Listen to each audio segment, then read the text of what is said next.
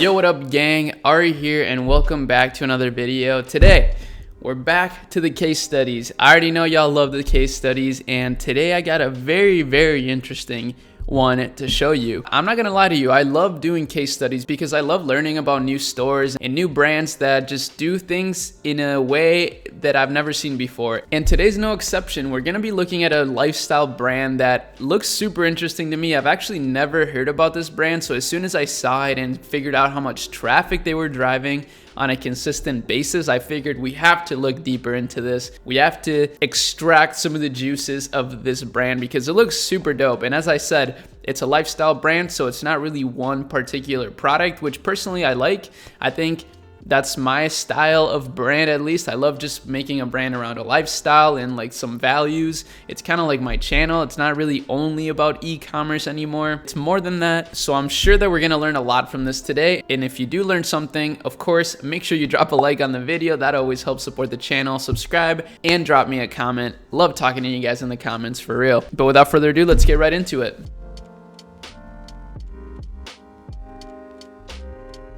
So we're on the store right now, and the store is called Slam Jam. Now, right away when you get into it, you can already tell there's a big high-end designer brand vibe going on. How do I know this? Well, basically just by the look and feel. A lot of designer brands actually adopt this exact look. I'm not gonna lie. Like, from all the brands that I've seen, some of my favorite brands even in the designer brand like fashion space, they all look quite similar to this. And I think it's no coincidence. I think it's because it really encompasses a feeling of luxury and exclusivity. And as you can see, they're selling literally all kinds of shit. So they're selling keychains, they're selling hats, glasses, shoes, knee pads. I mean, they literally sell it all. So I would consider this store to be sort of a general niche store, not solely a general store, because obviously they're still kind of within this sort of fashion niche, but they sell more than just, you know, t-shirts and hoodies, as you can see. And not only do they sell more than that, but they sell stuff at really expensive prices. I mean, look at this, $490 for this shirt right here. So really interesting. I mean, I always am very curious to see how brands are able to charge a lot of money for their products. Of course, more often than not, it's just because of hype and heritage, but sometimes not. I mean, sometimes it is just due to the craftsmanship and quality of products, which I actually can really appreciate. And some of these things, I mean, Mason Margiela, that's a big designer that I've heard about. And, you know, for example, he designed this Reebok classic shoe and it's $450. This, to me, kind of makes sense to cost that much. This, however, is a little bit different. So let's take a look here and see sort of what materials they're using to be able to charge this much. That's the first thing we'll do here, is take a look at some of their product pages. I think that's a great place to start, right?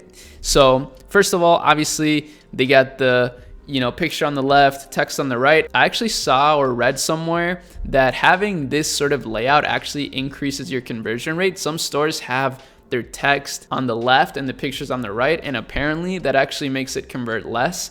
So that's a little fun fact for you if you didn't know. Obviously, conversion optimization, super important for an e-commerce business. I mean, even just a 1% increase in conversion rate could make you an extra $1,000 in profit. So really interesting things to keep in mind. Now, as you can see, they don't do any reviews, which is pretty common, honestly, when it comes to these big, like, general designer brands.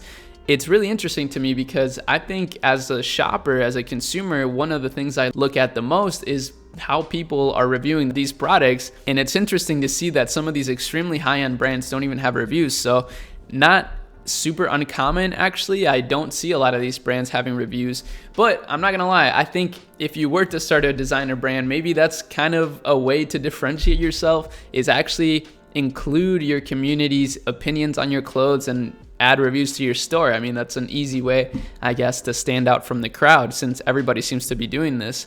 Now, 100% rayon, I don't know what rayon is. So apparently rayon is a synthetic fiber made from natural sources of regenerated cellulose such as wood and related agricultural products. Wow.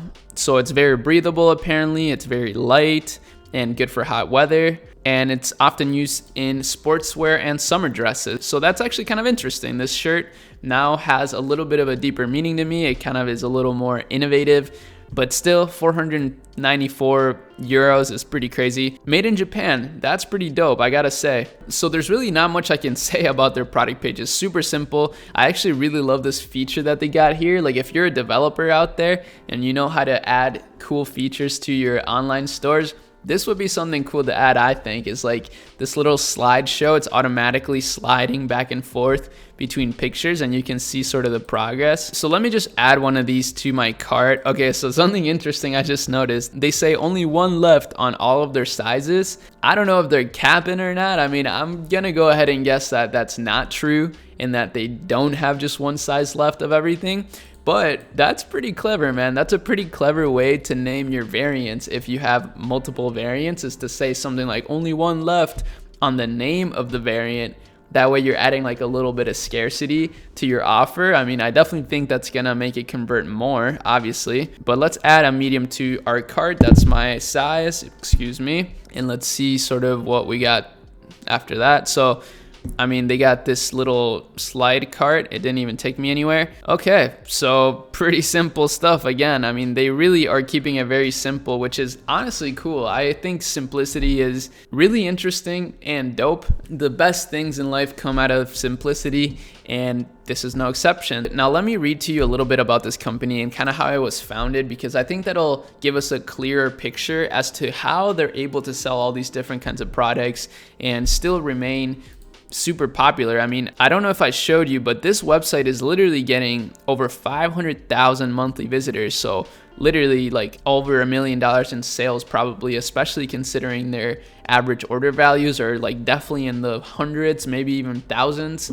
So pretty ridiculous amount of traffic. And let's see, so it says, founded by Luca Benini in 1989, Slam Jam was born to serve the underground long before the term streetwear even existed. From its headquarters in Ferrara, far from the European fashion establishment, Slam Jam was able to hone its own unique, highly distinctive style, using art, music, and clubbing as its guide to connecting with tribes of like-minded people across the world, and becoming Italy's first importer of the unknown brands such as Stussy. Beginning with a small warehouse on the rural outskirts of Ferrara, over the last almost 30 years, Slam Jam has become a globally recognized cultural institution and seal of approval applied to clothing and goods that represent urban subcultures. Today, it leverages its credibility and experience within the community to globally promote the style and attitudes of urban subcultures.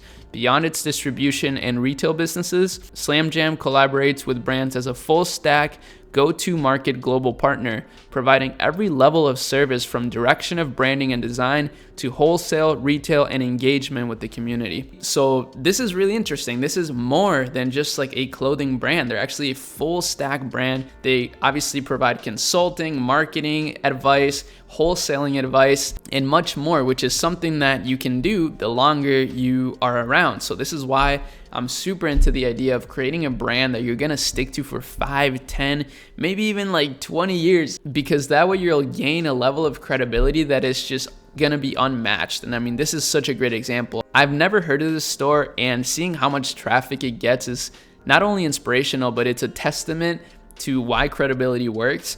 And I mean, obviously they just said it, they've set up many small warehouses. They got really good distribution systems, which is obviously a perfect thing for e-commerce and online sales. So they were very, very well positioned to actually thrive as a business, even if I've never even heard of it. And like, I consider myself to be knowledgeable in fashion. I mean, obviously I'm not an expert, but I know a decent amount of stuff, and I've never seen this before. So they're actually not doing really well as far as engagement goes. Their brand is not getting that much engagement, but they still do post super, super frequently, which is awesome. I mean, I don't think you should be scared of getting low engagement. I think honestly it's more beneficial for brands and people in general to just post whatever they want, not worry about the engagement. I mean, obviously they are thriving as a business even if they don't get the most engagement, so who cares, right? And on the Facebook page that they have, it's kind of the same thing. They're not really getting that much engagement. They're just kind of, posting consistently, but that's it. But obviously they've built such a good business that it really doesn't matter whether or not they get engagement. So let's actually take a look at some of the ads they're running. I'm sure that that's how they're actually getting most of their traffic. So if you don't know how to do that, you can actually go on people's Facebook pages and go to page transparency, and then you go see all, and then you just click go to ad library, and then it takes us straight to the ad library, and boom, we see that they're running only 4 different ads. So this is all they're running. Summer sale is here, up to 50% off select brands. So a very, very simple, actually it's a pretty vibey little video. I mean, it's nothing too special, but it's clear to the point, it gets the job done. I'm sure that they have a huge list of people that they can advertise to. So I'm sure they're using this as a retargeting ad. And then, you know, you got your simple, probably like top of the funnel, cold traffic ads here with just really cool items. And I think these might be like dynamic product ads. As you can see, it says this ad has multiple versions. So I'm sure that they're doing a lot of dynamic ads instead of like thinking about it too much, which is actually smart if you have a huge budget and a huge range of products like they do. They literally have like hundreds of products, so that makes so much sense. And yeah, I know that this brand isn't really the ideal model for someone who's just starting a business or is like drop shipping or something, but I love showing you guys these types of brands because first of all, I love looking at these types of brands. I love looking at their history and seeing, for example, with this brand, how they're much more than they seem, you know, like they got these crazy distribution systems, this wholesale partner system, and they even do design consultations for people. I just think that's really dope personally. So I found this super interesting. Let me know what you guys think. If you learned anything from this brand that you can apply to your business, or even if you don't have a business, if you learned something from this video, that would be awesome. Make sure you check out the links in the description, and that's it for today. I hope you guys have an amazing rest of your day, and I'll be seeing y'all in my next one. Peace.